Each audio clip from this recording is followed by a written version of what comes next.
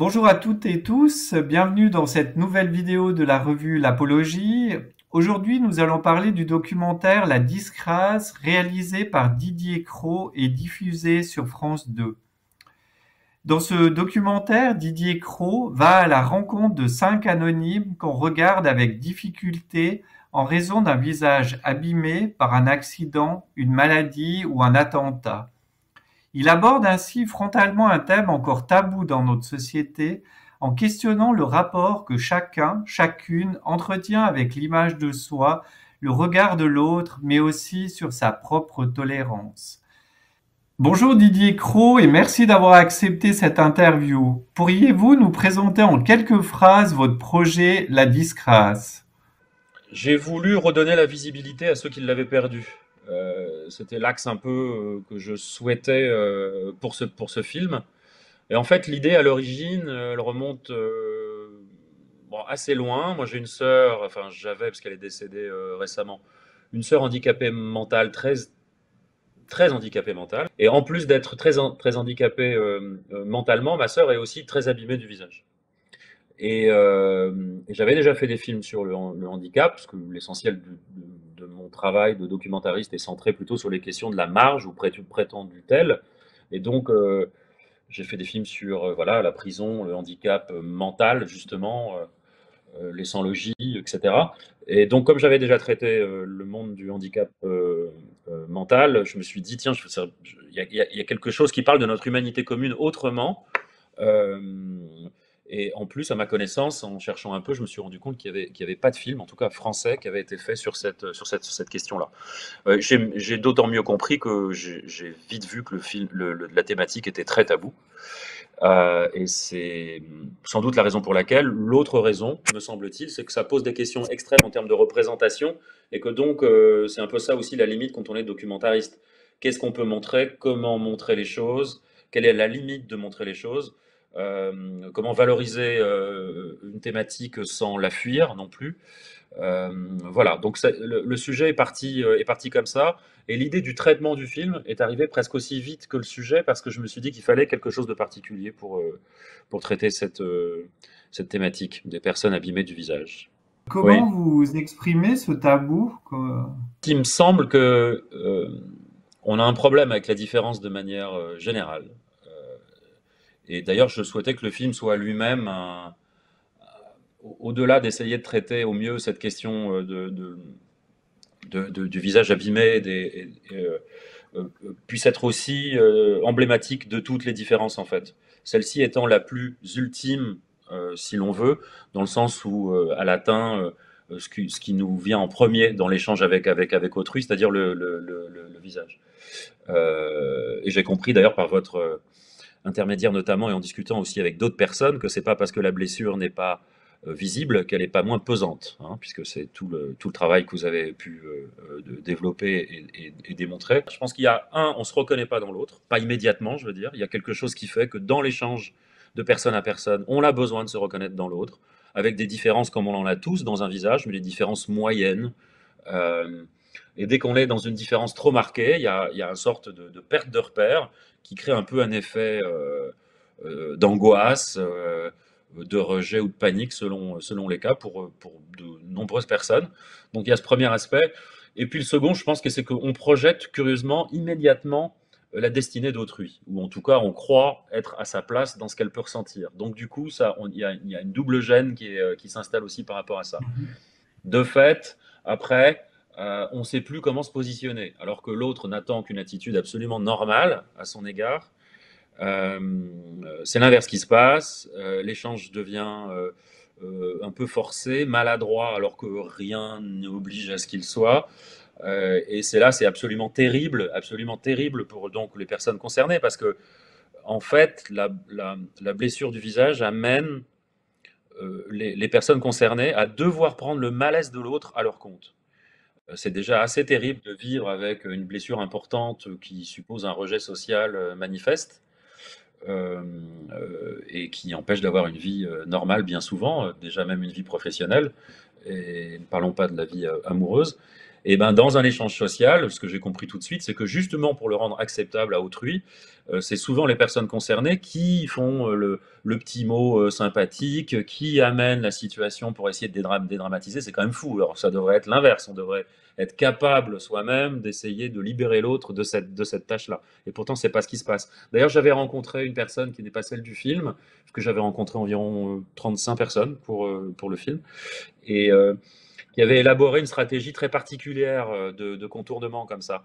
Parce que j'ai compris que c'était presque systématique qu'il y ait une stratégie de contournement. Et en fait, cette personne, en fait, elle allait carrément en contact physique au premier échange, de façon à imposer son visage dans la sphère intime de l'autre, de façon à retourner l'échange et de prendre le dessus sur l'échange, et être maître de l'échange. Je trouvais que c'était quand même très habile comme façon de gérer la relation. Ou alors, il y a des stratégies de détournement par l'humour. C'est ce qui s'est passé avec Patricia. Patricia, qui est le premier témoin du film, qui est cette femme atrocement abîmée à cause de l'acide d'un compagnon absolument psychopathe. Donc, je la vois. Et immédiatement, elle me dit est-ce que vous avez peur des chiens? Alors, évidemment, je m'inquiète. Je regarde derrière elle le chien dangereux. Du coup, je quitte mon regard de son visage pour me soucier de ce chien. Elle me fait rentrer, elle insiste. Moi, j'hésite parce que je me dis, oulala, en plus, j'ai peur des chiens méchants. Je fais 2 pas et là, je vois un chien minuscule, tout petit, évidemment, qui avait rien d'un chien atrocement dangereux. Le contact s'est très vite passé avec Patricia et plus tard dans la conversation, je lui ai dit, mais ça, c'est le genre de gag que vous faites en permanence pour justement rendre le premier contact plus facile, etc. Elle dit oui, ça fait partie justement des choses. C'était pas du tout spontané, elle avait parfaitement pensé à ça pour rendre l'échange plus facile, même si pour moi ça posait absolument aucun problème, parce que je pense que depuis l'enfance j'avais été habitué à voir des visages abîmés, celui de ma sœur et celui de beaucoup de ses semblables dans les centres où elle était, quoi.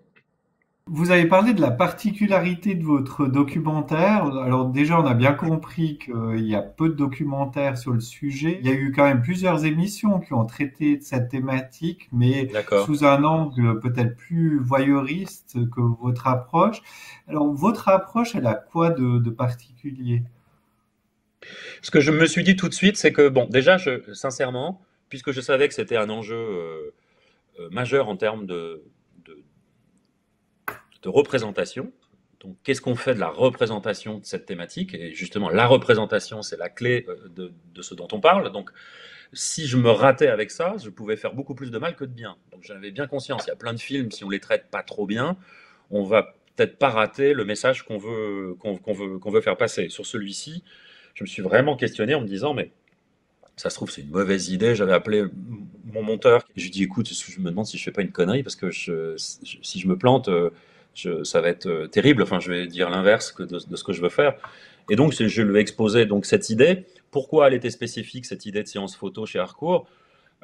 Parce que l'idée, c'était vraiment de proposer un regard décalé, justement. Puisqu'on me parle de regard, j'avais choisi de décaler le mien. Je pense que si j'avais choisi un aspect naturaliste, un axe naturaliste pour traiter le film, je pense que justement, j'aurais pris peut-être beaucoup plus de risques de voyeurisme. Si j'avais par exemple suivi la personne au quotidien pour Patricia achète son pain, Patricia fait ses courses, Patricia cherche du travail et cherche l'amour en la suivant au quotidien comme ça, je pense que c'était une réalité concrète et ça aurait montré de façon très claire tous les obstacles du destiné semblable, mais finalement la position du spectateur aurait été plutôt voyeuriste. Moi je cherchais quelque chose qui soit complètement à la fois impliquant pour le spectateur, que ça puisse l'aider à réfléchir, qu'il essaye de se mettre à la place de l'autre, qu'il puisse être imprégné de la destinée d'autrui, et aussi que ce soit quand même valorisant pour les témoins du film, sans jamais fuir la réalité de la blessure, parce que ça m'aurait semblé extrêmement hypocrite de commencer à filmer les gens dans la pénombre sous prétexte de respect, qui aurait été une vision très faux cul en fait, parce que les personnes abîmées du visage n'attendent qu'une chose, c'est d'être acceptées pour ce qu'elles sont, et pas être dissimulées justement. Leur problème, c'est la dissimulation. Ils se cachent, beaucoup d'entre eux, parce que la société les cache, parce que le regard social est excluant. Donc il ne s'agissait pas de contourner non plus ça. Donc cette idée de la séance photo m'est venue puisque ça répondait à tous ces critères. La particularité d'Harcourt, c'est qu'en fait on choisit sa propre image. C'est-à-dire que certes c'est un travail avec un regard professionnel, mais à l'arrivée, c'est ce qu'on comprend à la fin, ben, il y a tous ces planches contact où en fait la personne photographiée fait son choix. L'idée c'était que chacun puisse trouver une image valorisante de lui-même, qui sublime ce qui n'a pas, le droit de l'être habituellement. Alors que si ça avait été avec le regard d'un photographe connu, bah, ça aurait été son regard à lui sur eux. Tandis que là, c'est en fait un regard que eux apprécient sur eux-mêmes. Ça, je trouvais que c'était vraiment une nuance importante. Et ça, il y avait Harcourt pour le proposer. Et puis, il y avait évidemment un pied de nez, puisque Harcourt, c'est le studio des stars. Toutes les stars viennent se faire photographier dans ce studio. C'est un rite depuis que ça existe depuis la fin des années 30. Et donc, de mettre ce qui n'a pas droit au beau dans un des temples du beau, je trouvais que c'était vraiment bien. La question du beau, du laid, c'est des positionnements très culturels, très philosophiques. Ça valait le coup de remettre tout ça en cause, quoi. C'était ça aussi la question, la question du film dans une société qui passe son temps à magnifier la beauté, mais un beau extrêmement calibré, aux normes occidentales complètement fermées, une forme de clonage comme ça, c'est-à-dire que la particularité fait plus office d'eux. Alors heureusement, la société commence à changer, notamment pour les personnes fortes. Il y a encore énormément de boulot, mais on sent quand même qu'il y a quand même des pas de côté qui commencent à être faits. Là, on est vraiment dans l'extrême du rejet sur ces questions-là. Je suis persuadé que c'est très différent dans les pays anglo-saxons. Je pense qu'on est quand même soumis aux vieux résidus d'une culture judéo-chrétienne qui a quand même un problème avec les logiques de différence, puisque pour l'avoir vécu déjà avec ma sœur, avec le handicap mental, on voit bien que les handicapés en France, on les voit pas en fait. Quelle que soit la nature du handicap, on ne les voit pas dans la rue. C'est 12 millions quand même de personnes concernées. Alors certes, il y a plein de handicaps pas visibles, c'est sûr, mais on a vraiment un problème avec ça. Et ça, c'est vraiment une culture très spécifique, parce que j'ai compris qu'au Portugal, en Espagne, par exemple, et en Italie, c'était un peu comme en France. Donc le poids de cette culture catholique est quand même, je pense, à avoir un peu avec ça. Pour ces photos, il n'y a pas eu de maquillage au niveau d'artifice, où il y a quand même eu des maquillages. Alors, il y a eu le maquillage, mais le maquillage standard, donc c'est surtout pour éviter les brillances. Rien n'a été dissimulé, et d'ailleurs c'était le deal et le challenge avec le studio. D'ailleurs, tous les photographes n'ont pas accepté, ceux qu'on voit dans le film. Il n'y avait qu'un autre qui était prêt à le faire. La plupart n'ont pas voulu, donc ils étaient eux aussi embarrassés quand même avec ça. On s'est entendu aussi, est-ce que la retouche soit légère, plutôt pour gommer les ombres disgracieuses, mais ne pas tricher avec le visage. Il faut juste signaler que la photo Harcourt, c'est une photo, elle est différente des photos d'aujourd'hui où tout est fait au flash dans les studios. Là, ils ont la même technique qu'à l'époque, c'est un flux continu avec, pas seulement, mais des Fresnel, c'était comme ça à l'époque avec ces vieux projecteurs. Il en reste quelques-uns plus pour la forme, parce qu'il y a des projecteurs plus sophistiqués, mais on est quand même sur un éclairage où on est quand même à 7-8 sources quand même, donc c'est plutôt une photo sophistiquée en termes de lumière. Vous avez rencontré 35 personnes et au final, vous avez retenu 5. Oui. Comment vous avez effectué cette sélection? Et puis sur les 5, il y a quand même 2 personnes qui ont été agressées. Oui. Est-ce que ça change quelque chose dans la perception ou surtout le vécu de la différence? J'ai rencontré des gens avec des profils extrêmement différents. Déjà, ça a été extrêmement difficile de pouvoir rencontrer des gens. Et ça, c'est très révélateur du tabou. Je me permets ce petit bond en arrière, pardon. C'est qu'il n'y a pas d'association en France qui s'occupe des personnes abîmées du visage. Ça paraît fou, mais ça n'existe pas. Il n'y en a qu'une, en fait, c'est les Gueules Cassées. Mais celle-ci a une vocation d'accueillir que les blessés militaires ou apparentés, c'est-à-dire les blessés de guerre en tant que civils. C'est donc une association qui s'est créée avec la loterie nationale après la Première Guerre mondiale et les fameuses gueules cassées de l'époque, d'où le nom de l'association, et l'expression est restée. Et en fait, une partie des gains de la loterie nationale était reversée donc pour ces blessés de guerre. Petit à petit, tout ça s'est transformé en loto, la Française des Jeux, et jusqu'il y a encore quelques années, l'association des Gueules Cassées continue à toucher un faible pourcentage, certes, mais sur les milliards engrangés par la Française des Jeux, ça représente vraiment beaucoup d'argent. Argent dont ils n'ont fait absolument rien, ils n'en ont jamais rien fait. C'est une sorte de Rotary de blessés au combat. Je ne comprends pas qu'avec tout cet argent, ils n'aient pas lancé des campagnes publicitaires pour sensibiliser sur ces questions-là. Ils avaient largement l'argent pour le faire. Il a fallu quand même les secouer dans tous les sens pour qu'ils arrivent à péniblement nous présenter deux personnes issues de cette association. Donc il n'existe pas d'association, alors que pour n'importe quelle maladie orpheline, par exemple, qui va concerner peut-être 10 ou 15 personnes, il y aura une association. Donc là, il y a vraiment une dimension tabou qui est vraiment très très importante et qui est vraiment très signifiée par ça. Et d'ailleurs, j'encourage, j'espère que le film sera un peu le moteur de ça, quoi, que il faut faire valoir ses droits. Donc oui, j'ai rencontré beaucoup de gens avec des profils différents et ça a donc été très difficile et je me suis appuyé parce que j'ai été accueilli très favorablement avec ce projet avec notamment le professeur de Vauchel qui est connu pour avoir fait la première greffe du visage dans le monde, qui est donc installé au CHU d'Amiens, qui est un homme absolument exquis, extrêmement profond et grand spécialiste de la chose, mais aussi tous les chirurgiens de la Pitié-Salpêtrière, en tout cas les quelques stars qu'il y a, qui m'ont vraiment bien aidé à me mettre en contact avec des gens. Puis aussi, après, on s'est débrouillé par nos propres moyens, en contactant des orthophonistes, etc. L'idée, c'était de proposer en fait quelque chose qui ne pouvait pas, enfin, il fallait pas déjà chercher l'exhaustivité, parce que c'est pas possible. Je crois qu'il y a des variantes vraiment trop importantes,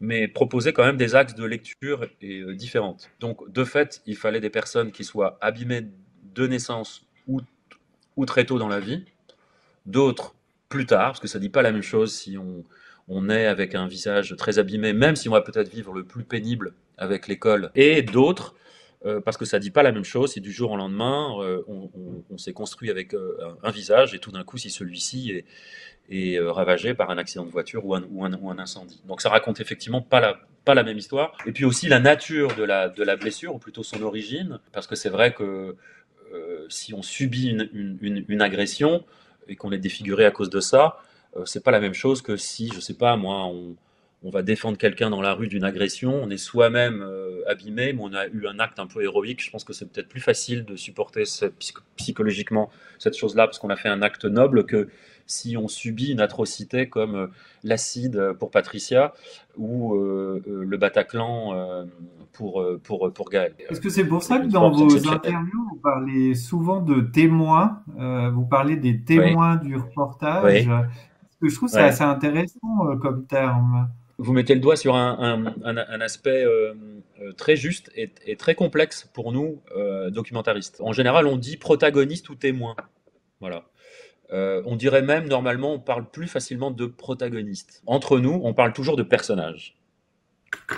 C'est le terme juste. Mais si on parle de personnage, du coup, enfin, pour les médias grand public, les gens après ont l'impression qu'on a pris des comédiens. Mais en fait, ça joue le même rôle. C'est-à-dire qu'un documentaire, c'est un genre cinématographique et qui répond aux mêmes règles, à toutes les règles de la cinématographie, sauf que tout ne peut pas être fictionné. Mais on peut, après tout, fictionner une partie. Ça existe dans plein de documentaires et c'est pas un problème tant que la vérité de la parole et de la situation dont on parle n'est pas mensongère.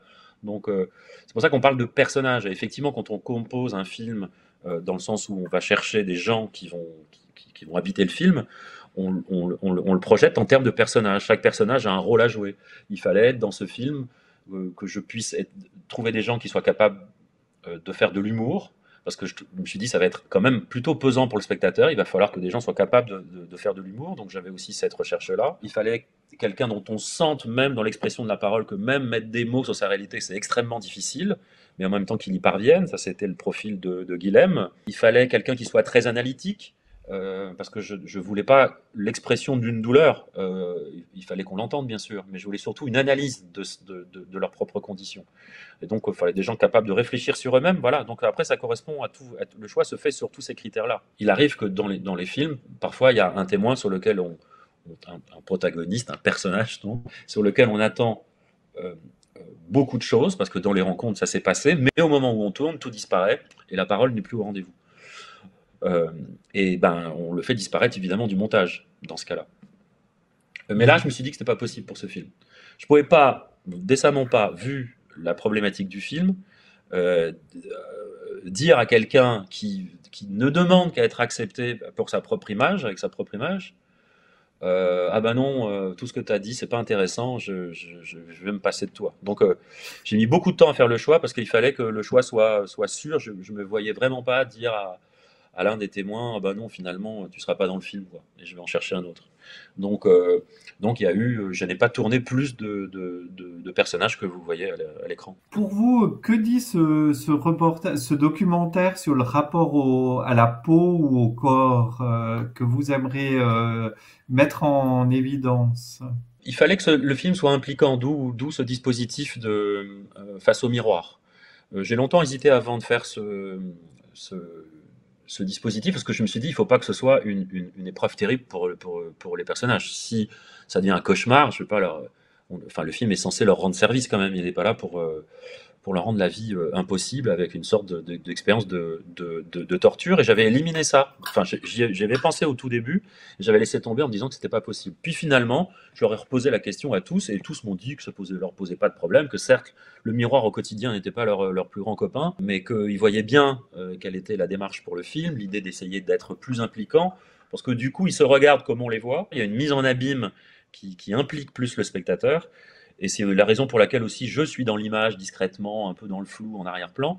Je suis jamais dans mes films habituellement, mais là ça m'a paru indispensable pour pas les laisser seuls à l'image. Du coup, je pense que le film aurait peut-être été mal perçu, du coup, et qu'en même temps, ma position c'est celle du spectateur en fait. Je voulais rendre vraiment la chose impliquante pour celui qui regarde. Moi, j'ai toujours aimé les aspérités de la peau, quoi. Enfin, il y a quelque chose que je trouve très beau dans les cicatrices. Voilà. Ça raconte une vie, ça raconte une destinée. Alors évidemment, c'est souvent très très douloureux quand on atteint une dimension aussi grande que celle-là. C'est la souffrance qui existe. C'est pas la particularité qui vous offre un signe distinctif. Mais autrement de ça, c'est des paysages, quoi. Et les visages sont des paysages. J'aime beaucoup saisir les visages, être au plus près des corps et des visages. Et que c'est pas parce qu'il y avait cette problématique-là que je ne l'ai pas fait. Je l'ai même fait avec excès exprès au début, puisqu'on voit de très gros plans où là on est vraiment au contact de la chair. Ça, c'est sur les premières minutes du film. La promesse que j'espérais pour le film, c'est qu'on puisse être dans la situation de gêne et d'embarras qu'on peut avoir au départ, ou en tout cas que la plupart des gens ont au départ face à cette réalité, mais qu'au fil du film, on puisse arriver à l'oublier pour se concentrer simplement sur la rencontre avec quelqu'un, en oubliant en fait la différence. Le pari du film, il était là en fait. Donc j'avais une nécessité de commencer par quelque chose d'un peu âpre, et qu'en fait, au fil du temps, si l'alchimie fonctionnait bien, si la rencontre était au rendez-vous, qu'on finisse par l'oublier. Et au regard des réactions qu'on a reçues en masse, c'est ce qui s'est passé. Donc, pour les spectateurs, donc j'en suis vraiment ravi, quoi. Au début, vous avez parlé aussi de sortes de miroirs déformants, ce qu'on projette sur la cicatrice. Vous, en voyant au début ces témoins, qu'est-ce que ça a changé dans votre regard sur ces personnes? Bah, moi, ça n'a pas changé grand-chose parce que j'avais déjà cet acquis, en fait, hein, depuis tout petit. Le choc que moi j'ai eu, c'était quand j'étais gamin, quoi, quand j'allais dans les centres où ma sœur se trouvait, et il y avait beaucoup de personnes avec des visages abîmés. Alors évidemment, pas abîmés de la même manière que ce que des maladies spécifiques peuvent amener un visage, comme le cancer de Stéphane ou une agression. Mais tous ces visages très déformés, très abîmés, je suis habitué depuis l'enfance. Donc le choc, moi, il était absorbé depuis longtemps, depuis que je suis tout petit. C'est pour l'équipe, par contre, que ça s'est arrivé. L'équipe appréhendait en se disant, mais comment on va faire, comment on va se comporter pour pas gêner la personne. Et je lui dis, mais vous avez rien à changer en fait, il faut être soi-même, c'est tout, point. Et à la limite, si vous êtes gêné, vous avez plus intérêt à en parler, parce que du coup, c'est déjà un sujet de conversation avec l'autre, que d'essayer de le dissimuler, ce qui peut être plus gênant, et d'essayer de regarder quelqu'un au coin. Et finalement, tout s'est passé très spontanément pour tout le monde. La rencontre a vite été au rendez-vous en fait du film, entre aussi l'équipe et les témoins du film. Ce que je dois dire qu'ils ne se sont pas rencontrés pendant le film. C'était important parce que je voulais pas qu'ils s'influencent les uns les autres sur ce qu'ils avaient à dire. Se disant que même inconsciemment, de faire partie d'un groupe commun, même si c'est pas du tout le cas, puisque c'est évidemment la personnalité de chacun qui fait son identité avant tout. Donc voilà, ils ne sont pas rencontrés, ils se sont rencontrés après le film, dans un des festivals où le film avait été sélectionné en Belgique. Et on avait invité tout le monde et ça a été une rencontre absolument géniale, parce que comme s'ils se connaissaient depuis toujours, ils restent liés, il y en a toujours un fil WhatsApp là sur lequel on est tous, où on communique régulièrement ensemble. Et c'était de très beaux moments qu'on a vécu, parce que le film a pu leur rendre service dans le sens où, ça c'est toujours ce qu'on espère en secret sans jamais le dire, hein, sur les prises de parole, Ils ont pu prendre la parole alors qu'ils le craignaient énormément face au public, dans les festivals et tout. Ça, c'est vraiment, vraiment super, quoi. J'en suis vraiment ravi, quoi, pour eux. Est-ce que Comment? vous avez vu une grande différence dans la présentation de soi entre le début, quand vous avez rencontré la première fois les Oui, personnes, et oui. puis au fil du temps? Complètement. Ouais, c'était vraiment complètement nouveau. En France, on l'avait vraiment, vraiment jamais vu ça. Ils ont été très sollicités. On devait même faire une émission, mais comme ils avaient déjà parlé de Gaël un peu auparavant, pour d'autres raisons, parce que c'était l'anniversaire du Bataclan, on devait faire le magazine de la santé, qui est une émission importante en France qui est suivie par beaucoup de monde. Chaque manifestation d'intérêt à leur égard n'a fait que les décontracter plus encore et les charger d'énergie positive. Comme quoi, hein, je veux dire, ça tient quand même beaucoup à l'environnement social, à la réalité sociale, à notre responsabilité de rendre la vie facile pour beaucoup de gens, avec des trucs quand même très simples qui consistent à échanger, parler, s'intéresser aux gens. Finalement, on a un grand pouvoir vis-à-vis d'autrui sur certaines problématiques. Non, non, ça a été très positif pour chacun d'entre eux. Peut-être plus pour certains que pour d'autres, parce qu'il y en a certains qui ont trouvé déjà une forme d'équilibre. Gaëlle, comme je vous le disais, elle est plutôt déjà vraiment équilibrée. Jenny, elle a une vision comme ça, c'est un vrai bulldozer, elle est très positive, vous la connaissez, voilà. Elle était très touchée qu'on reconnaisse son talent vocal. C'est pour Guilhem que ça a été le plus manifeste, je trouve, vraiment, parce que lui, il partait vraiment de très loin. Pour Patricia, je ne crois pas que ça ait changé grand-chose au bout du compte. Elle vit isolée, euh, elle est très contente de tout ce qui se passe avec le film, évidemment, mais je ne crois pas que ça a eu un impact qui amène autre chose dans son existence. Tandis que pour Guilhem, c'est vraiment manifestement le cas. Le fait de les avoir confrontés, parce que justement au miroir, c'est Oui, un élément qui a été quand même, je pense, assez révélateur pour certains. c'est très important ce que vous soulevez là, j'allais oublier de vous le dire sinon. C'est que en fait, dans tous les rendez-vous que j'avais avec tous les gens que j'ai rencontrés, mais je dis bien tous, la parole venait pas en fait. C'est-à-dire que si les gens me racontaient leur réalité, mais ils me racontaient leur réalité de manière complètement détachée d'eux-mêmes, je comprenais pas. Euh, et je me disais, tiens, bah, ça ne va pas être la bonne personne. Il faut que je trouve d'autres personnes. J'en trouvais d'autres. Et encore une fois, il se passait ce même sentiment que les gens parlaient de quelqu'un d'autre en parlant d'eux-mêmes. J'ai mis du temps à comprendre.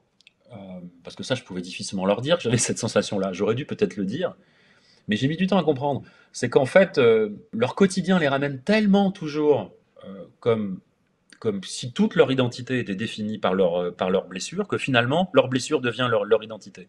Donc, du coup, parler de soi, c'était déjà, pour pouvoir parler de soi, de l'autre soi, c'est de mettre de côté la blessure et donc en parler comme s'il il parlait de quelqu'un d'autre. Mais j'ai vraiment mis du temps avant de comprendre ça. C'est pour ça qu'est revenue l'idée du miroir. Je me dis, si tout d'un coup, on ramène la blessure sur le visage dans c'est même plus dans la perception qu'ils ont d'eux-mêmes en parlant, parce que là c'est la perception qu'ils ont d'eux-mêmes, mais là c'est en se voyant, que tout d'un coup ça pouvait être libérateur de la parole. Et ça l'a été. Donc c'était un dispositif qui avait un rôle de mise en abîme pour le spectateur, pour le rendre, pour l'impliquer, mais aussi pour libérer une parole. Cette cicatrice, pour beaucoup, comment elle est racontée?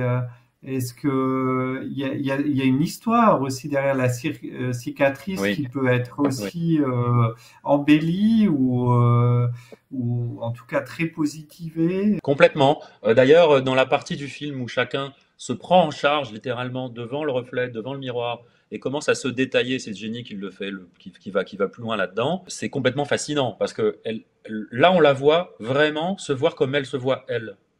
Nous, on voit une multitude de cicatrices, un visage extrêmement abîmé, et elle focalise sur deux aspects qu'elle considère comme réellement disgracieux, qui pour nous apparaissent comme absolument des détails. Et là, c'est génial, parce qu'on est vraiment dans la tête de l'autre à ce moment-là. Et on se rend compte que c'est vertigineux, en fait, le rapport à soi-même.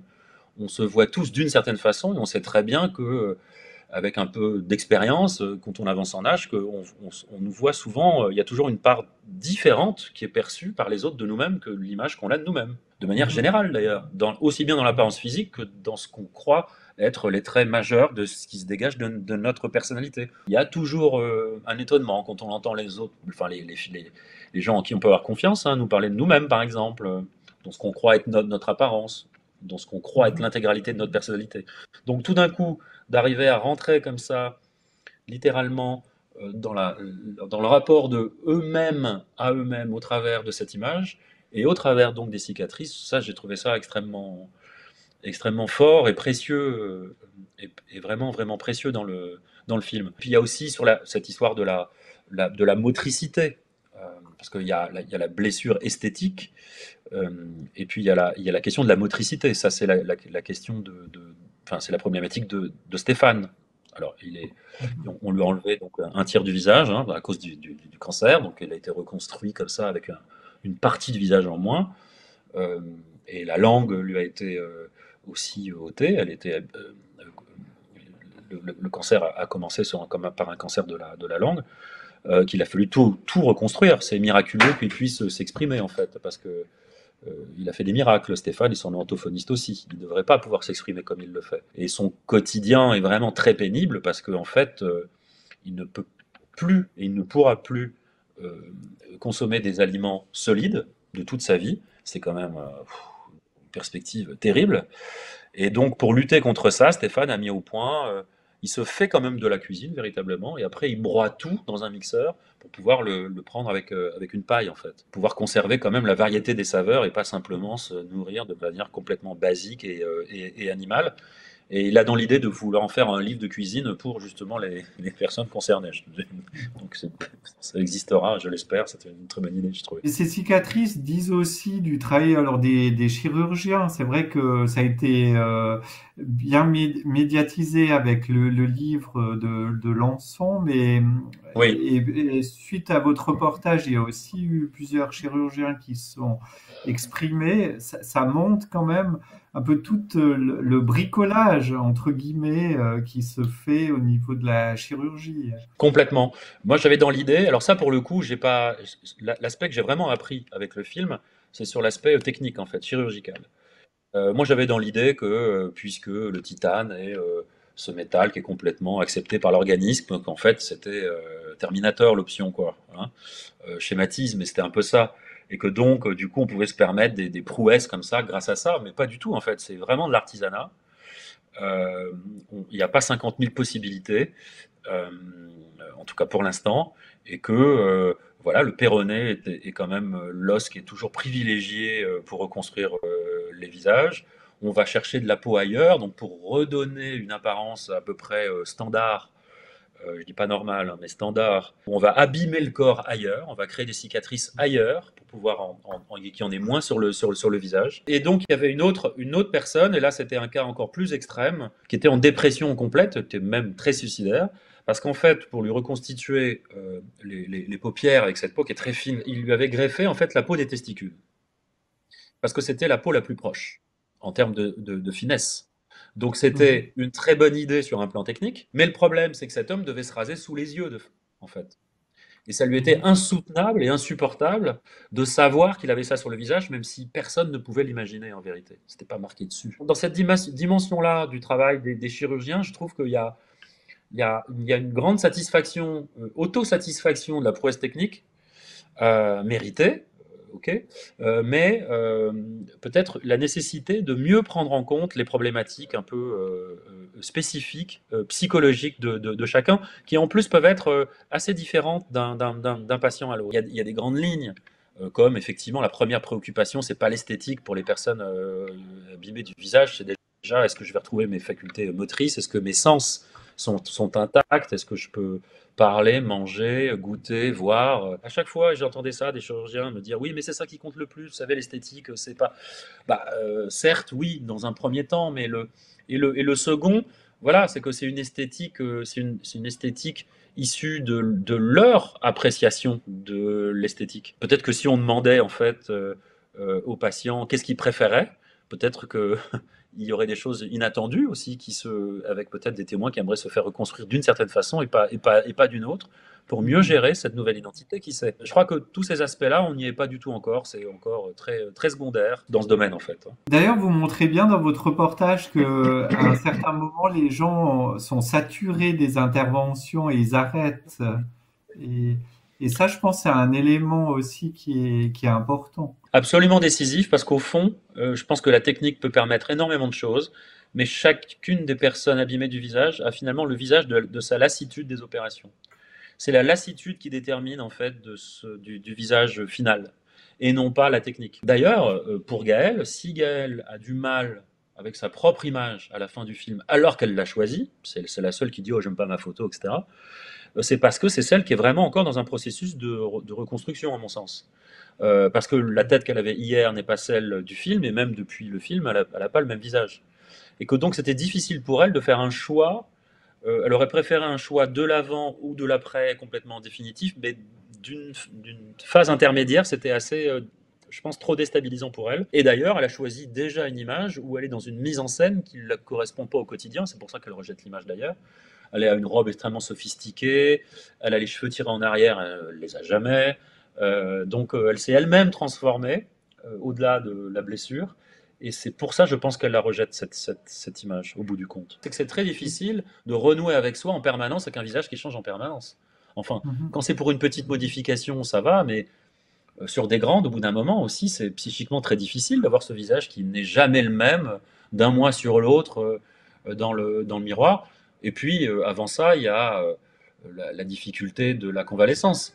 C'est douloureux, c'est long, les convalescences sont longues, les risques d'infection fréquents. C'est un ras-le-bol absolu, c'est du temps pris sur l'existence à fond. Donc finalement, on a fait du chemin sur le chemin de l'acceptation de soi, plus les améliorations acquises, une sorte de moyenne psychique qui se fait en se disant bon, bon allez, c'est bon, là, j'arrête là, c'est bon, j'en ai marre. Est-ce que vous avez l'impression que les réseaux sociaux changent quelque chose dans l'acceptation de soi pour les personnes que vous avez interviewées? Il y a toujours des effets d'immédiateté avec les réseaux sociaux, donc au début, voilà, c'est une avalanche de sympathie, etc. Mais ça changera rien parce que les gens réagissent immédiatement après avoir vu le film ou avec encore le souvenir fort du film le lendemain ou surlendemain. Puis après, on est passé à autre chose. Je prends l'exemple de Guilhem. Guilhem nous confie dans le film, avec beaucoup de courage, qu'en gros, il est toujours vierge. Hein. Il a plus de 30 ans, il a pas de sexualité, en tout cas, il n'a pas de sexualité avec un partenaire. C'est évidemment une très grande souffrance pour lui, et il s'est inscrit sur les réseaux sociaux, sur les sites de rencontres. D'abord, il s'est inscrit sans mettre de photos. Il s'est rendu compte que, de toute façon, dès qu'il y avait une mise en contact et dès qu'il envoyait sa photo, ou il se faisait insulter, ou il n'y avait jamais de réponse, même polie. Donc c'était vraiment très cruel pour lui. Donc après, il fallait mettre une photo, mais laquelle? Est-ce qu'il faut se montrer totalement frontal, finalement montrer un peu tout en expliquant pour préparer la personne à une éventuelle rencontre? C'est l'option qu'il a choisie, et d'ailleurs depuis c'est la photo de l'affiche du film qui est très valorisante et qui montre quand même qu'il y a un problème. Et après, ça change pas la vraie rencontre et ce que suppose une rencontre, quoi. C'est d'ailleurs pareil pour chacun, je crois, avec les, les, les réseaux sociaux, c'est-à-dire qu'on fantasme un peu une rencontre. Et quand elle arrive, parce qu'on a fait un choix sur Tinder, sur 2 photos, où on se prépare à quelque chose qui pourtant on nous a prévenu, ça rend les choses complexes. Bon, depuis le film, quand même, il a réussi à flirter avec quelqu'un, Guilhem, il a fait une rencontre, donc ça, j'en suis très heureux pour lui, mais ça s'est arrêté au flirt. Donc il était absolument furieux, il avait l'impression d'avoir été floué et tout. Bah, je dis écoute, c'est déjà génial. Enfin, c'est une étape fabuleuse. Ça finira bien par arriver. Ils ont reçu des sollicitations de rencontres amoureuses via le film. C'est ce que je leur souhaite à tous, hein, ouais, que ça puisse aboutir de ce côté-là, bien sûr. Et puis pour terminer, une question encore. Quel territoire vous n'avez pas exploité dans ce film et que vous trouveriez intéressant d'exploiter par rapport à cette thématique? En fait, je dirais la même chose, mais plus fouillé. Je trouve que justement, on parlait tout à l'heure de cette prise en charge de soi là, dans ce miroir, là, ça devient totalement vertigineux. J'avais d'autres séquences avec les autres témoins pour des questions de rythme et de structure. Je ne pouvais pas en mettre beaucoup plus. Je trouve que là, il y a vraiment quelque chose qui est très riche pour chacun d'entre nous. Je trouve que là, la dimension empathique, enfin d'identification même, elle est absolue. Et, euh, et je trouve ça très fort. Après, sur le contenu, il y a tellement de choses à dire sur ces questions-là, parce que ça pose des questions en fait philosophiques. Qui sommes-nous finalement? À quel point ce qui nous identifie en premier, c'est-à-dire notre visage et notre silhouette, est déterminant de ce que l'on est au-delà du regard des autres? C'est très complexe, c'est très riche. Ce n'est pas que notre identité, c'est une part de notre identité quand même. Et tout ça est un peu vraiment vertigineux en fait.